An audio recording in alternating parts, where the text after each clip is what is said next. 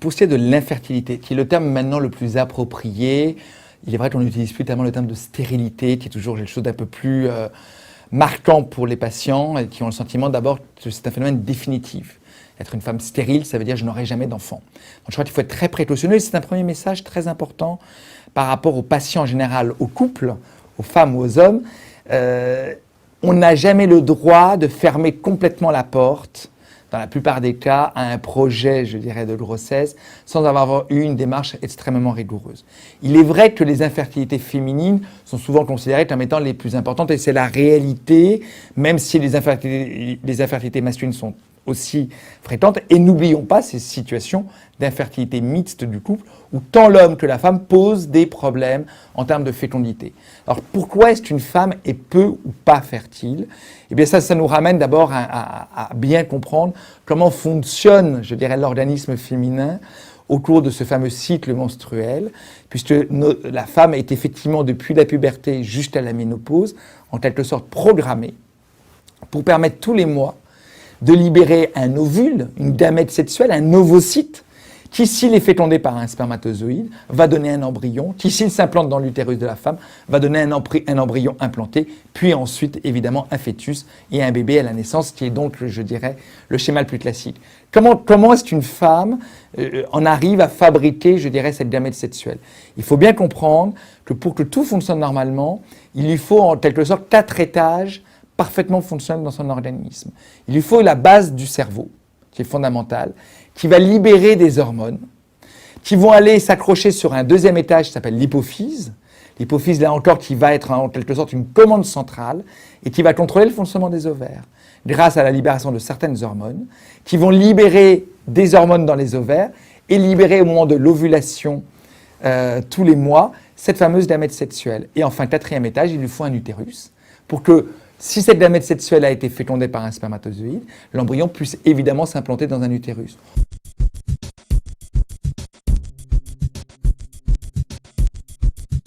Il va d'abord falloir l'interroger, puis ensuite l'examiner. Ça, c'est absolument fondamental.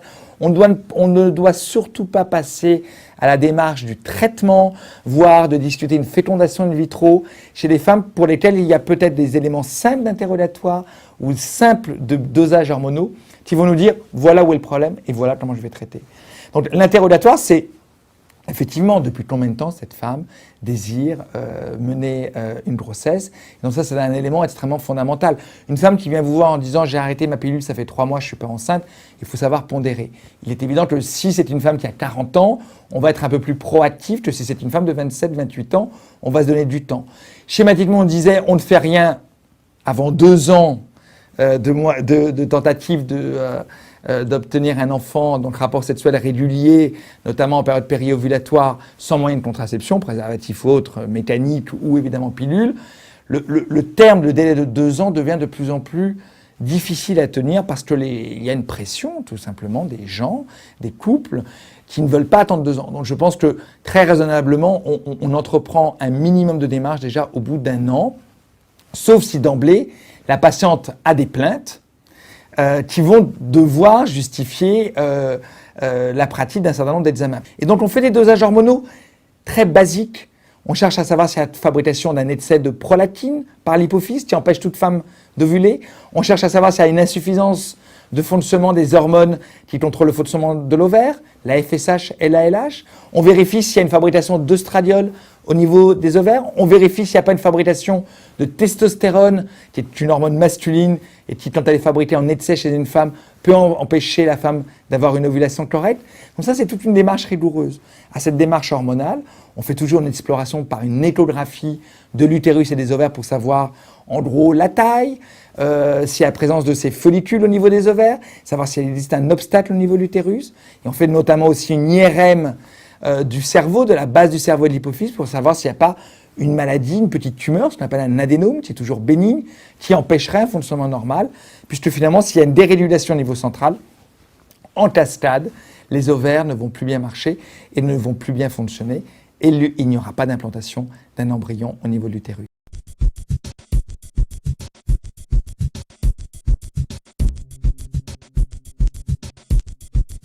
Chez l'homme, on n'a pas la même physiologie. Je veux dire par là qu'on n'est pas tous les mois avec un fonctionnement cyclique comme la femme.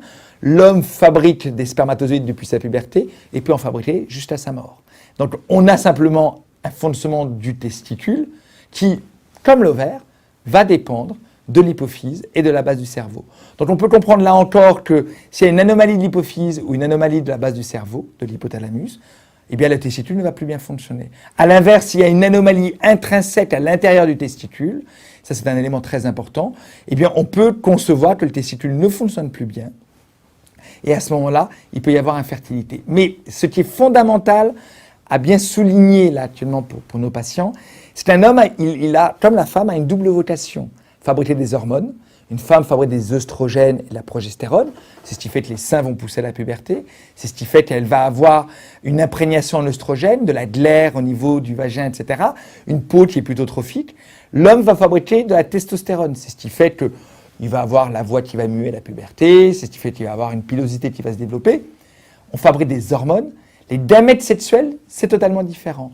Je veux dire par là qu'un homme peut être totalement infertile, ne pas avoir une bonne qualité de fabrication de spermatozoïdes et avoir une fabrication hormonale rigoureusement normale, avoir une fonction sexuelle notamment parfaitement normale, la fameuse virilité de l'homme, sa capacité, je dirais, à avoir des érections qui sont dépendants de plein de facteurs et notamment la testostérone, n'ont rien à voir avec le concept de fertilité ou d'infertilité. Donc ça, c'est deux éléments extrêmement importants à retenir. Et là encore, les explorations chez l'homme vont être des explorations, dans un premier temps, hormonales, mais l'élément central de l'exploration d'une infertilité chez un homme, c'est le spermogramme. C'est-à-dire chez un couple qui vient, où on se dit, est-ce qu'il y a une origine masculine? Il faut faire le spermogramme, il est incontournable. Je veux dire par là qu'on ne prendra jamais en charge une patiente, une femme, sans s'assurer que l'homme ne pose pas de problème. On ne va pas se mettre à traiter une femme si le patient, si son conjoint, a une altération majeure qui n'est pas explicitée. Idem, on ne va pas se substituer à un homme à l'aider à fabriquer des spermatozoïdes si en face, une femme est totalement infertile pour une cause autre sans l'avoir explorée. Donc ça, c'est absolument fondamental dans la démarche de se préoccuper du couple. Un enfant se fait à deux, tout simplement, le plus souvent. C'est un projet parental. Et donc, il faut qu'il y ait une exploration mixte de l'homme et de la femme par rapport à ce projet.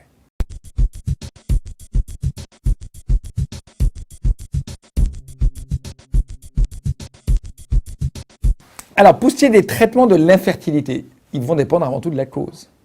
Je veux dire par là que l'idée, c'est de permettre à une femme d'avoir une ovulation correcte.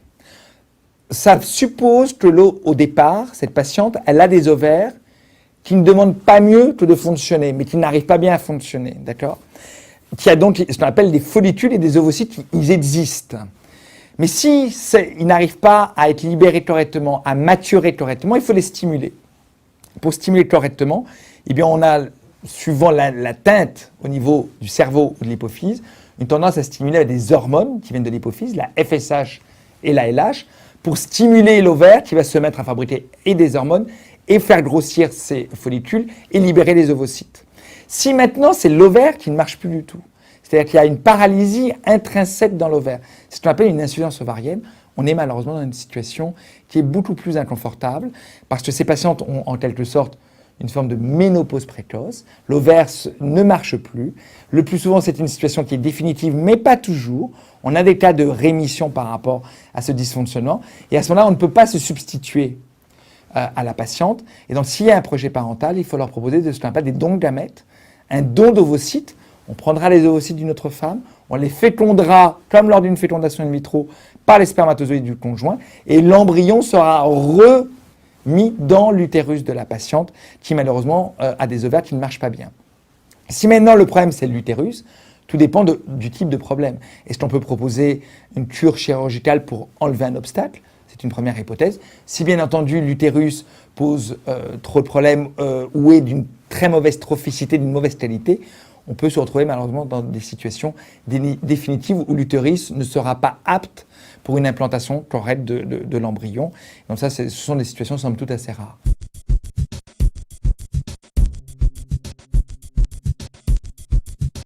Chez l'homme, c'est la même situation.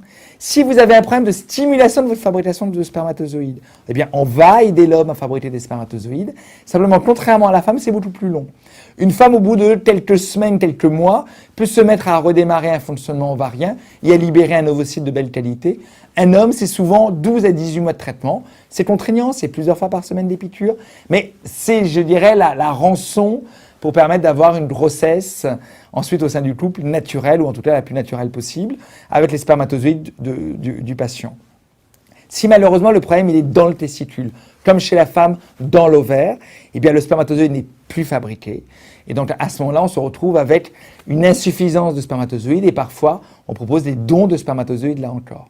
Alors on a parfois des situations qui sont au départ préoccupantes.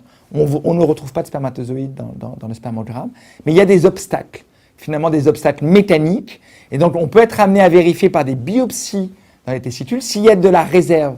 Parce que s'il y a de la réserve, on les prélève et on arrive à faire maturer mieux les débuts, enfin les premiers spermatozoïdes en quelque sorte, pour leur permettre ensuite de féconder un ovocyte.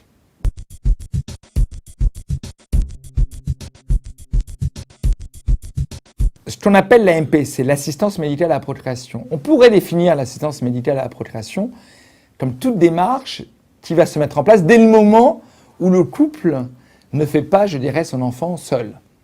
Dès le moment où vous donnez un traitement médicamenteux, dès le moment où vous faites une stimulation à minima avec des petites doses d'hormones pour essayer juste d'aider, donner un petit coup de pouce, c'est une forme d'AMP. Simplement, l'assistance médicale à la procréation, dans le vécu de nous tous, des individus, le plus souvent, c'est quoi? C'est la fécondation in vitro. C'est-à-dire que c'est une démarche maintenant totalement mise en place, structurée, avec des centres d'excellence en France, dans toutes les régions françaises. Là n'est pas le problème. Ça consiste en quoi? Ça consiste à dire que on va prélever des ovocytes chez la femme, qu'on va stimuler avec de très fortes doses d'hormones. On va prélever les ovocytes, et ces ovocytes vont être mis, on va dire dans un tube, comme on disait ça plus banalement autrefois, ils vont être mis en présence des spermatozoïdes du conjoint. Soit même on fait rentrer le spermatozoïde directement dans l'ovocyte, et le lendemain on regarde s'il y a eu fécondation.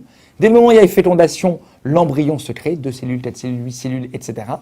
Et on va retransférer cet embryon débutant dans un utérus qui a été au préalable bien préparé, et pour voir s'il y a développement ensuite d'un fœtus. 15 jours plus tard, on voit si les fameuses bêta-HCG se positivent, ce qui veut dire grossesse, et à ce moment-là, début d'une grossesse, et puis suivi de la grossesse sur 9 mois.